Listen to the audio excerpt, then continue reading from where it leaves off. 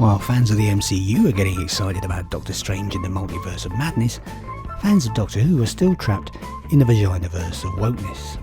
The only thing we're excited about is the fact that it'll soon be over. But here's a question.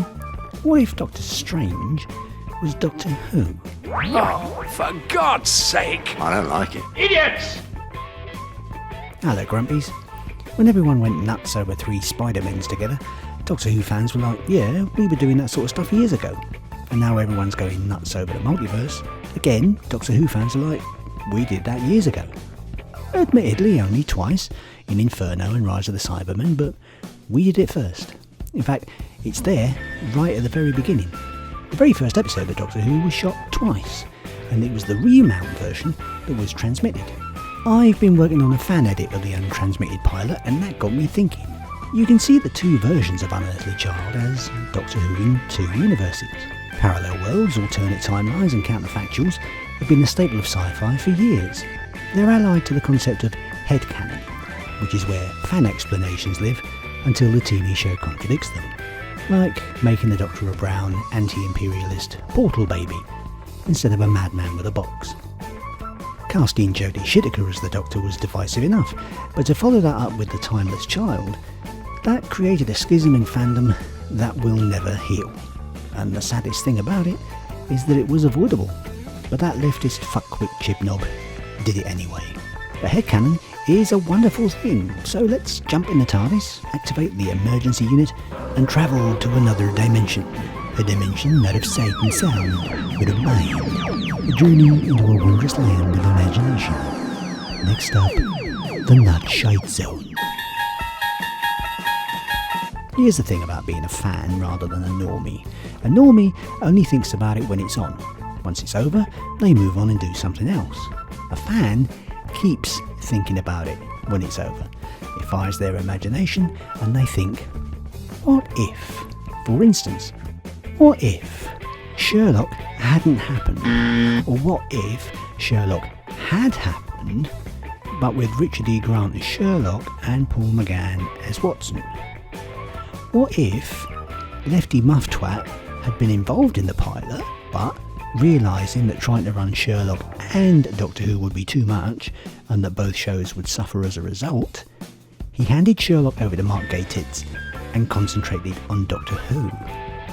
What if, when Peter Capaldi was leaving, a new producer, who wasn't a fan, came along and decided to do something radical and different?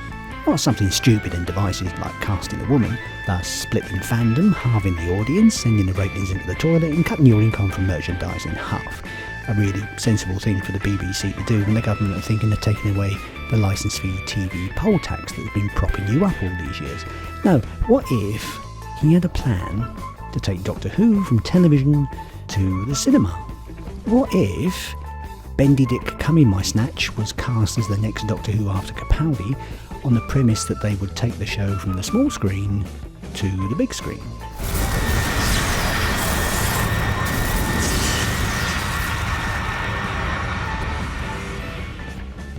What if, following his regeneration, the TARDIS landed him in Sheffield, where he met Graham, defeated a Sontaran and a Rutan fighting a duel, rather than a bloke with teeth in his face and a scouring pad, and they went on adventures together, like the Second Doctor and Jamie did back in the day?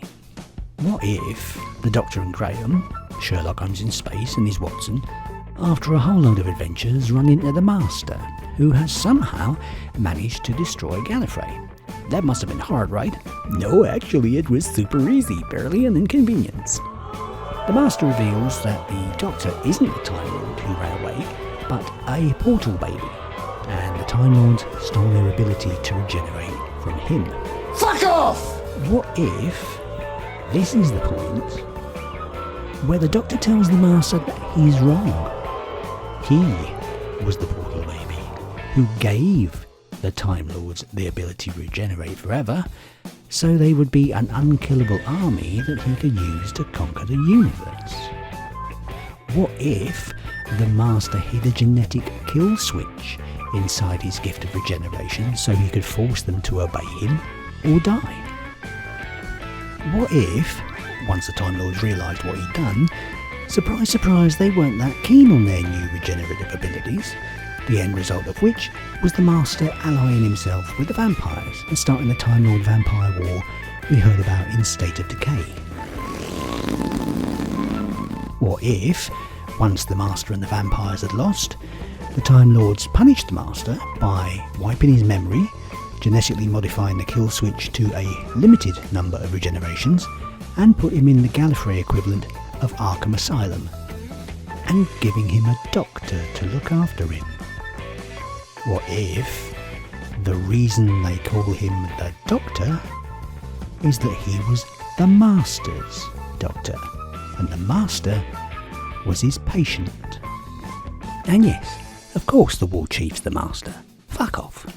What if the Time Lords then constructed a fake memory inside the Matrix to keep the Master from the truth? What if that false memory was that it was the Doctor that was the timeless child and not him? What if, learning that it's actually him that's the timeless child, what if that flips the Master into being more of a Looney Tunes than he already is, and he unleashes the Flux? What if, in order to destroy the Flux and save the universe, the Doctor and the TARDIS end up being thrown into another universe, a cinematic universe? What if, armed with the Cloak of Rassilon, the Doctor discovers that this universe has its own key to time, and that each segment is a different stone, and that some geezer by the name of Thanos, an agent of the Black Guardian, is working to get them all? What if the Doctor discovers that in this universe he can manipulate time, since he's a Time Lord, like warlocks and witches can manipulate magic?